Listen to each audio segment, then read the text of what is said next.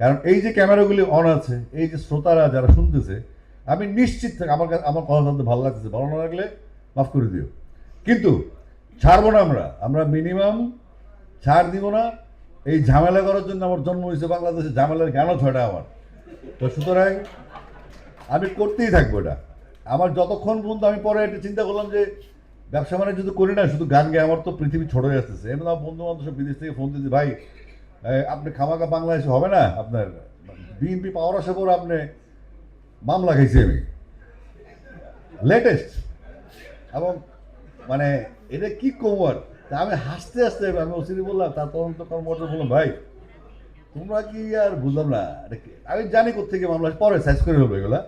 তো এরা ভাবছে কি আমি খেয়াল রাখি না, ভাইসে হয়েছে। আমি কিন্তু দেশে ছিলাম, 17 দেশে ছিলাম। কিন্তু এখন যে অবস্থা দৃষ্টি আমার যে নমুনা, আমার মনে হচ্ছে আমরা অনেক বিভাজিত, অনেক বিভক্ত।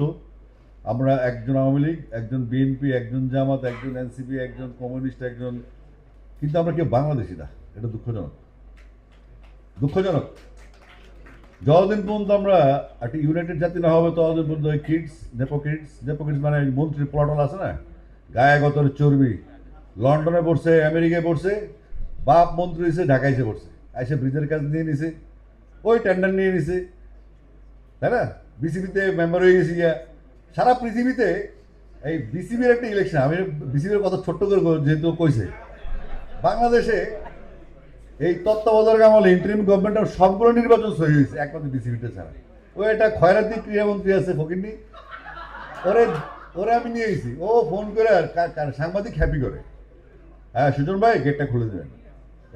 সাংবাদিক, আরে এটা তো মানে মগের মূল্য না, সাংবাদিক না, ওর ছাপরি। আরো বলে রাখি আমি, আমাদের যারা বেসিক সাংবাদিক আছে, ক্রীড়া সাংবাদিক হোক বা আমাদের বিনোদন সাংবাদিক হোক, সাংবাদিকরা সংবাদ মাধ্যমে পারফেক্টলি কাজ করতে পারে না, আমি জানি।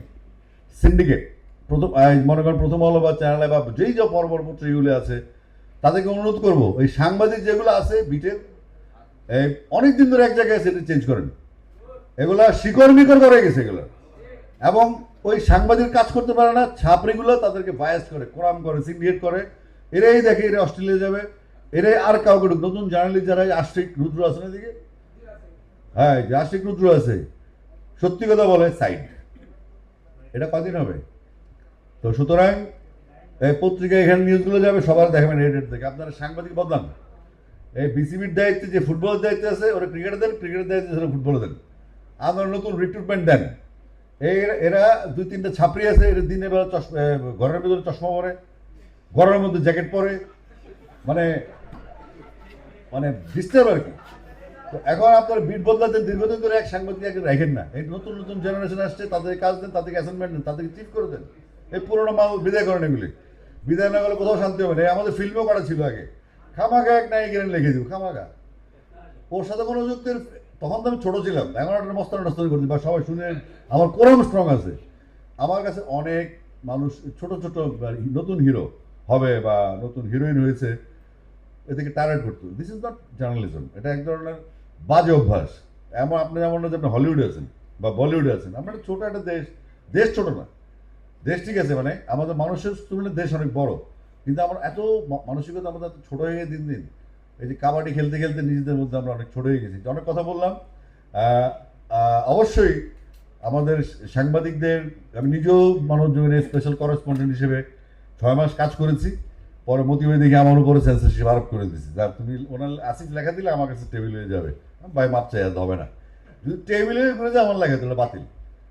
যাই হোক, আপনাদের কাছে অনেক সময় নিলাম, অনেক গরম আজকে, এসিটাও মনে হয় হিটার হয়ে গেছে।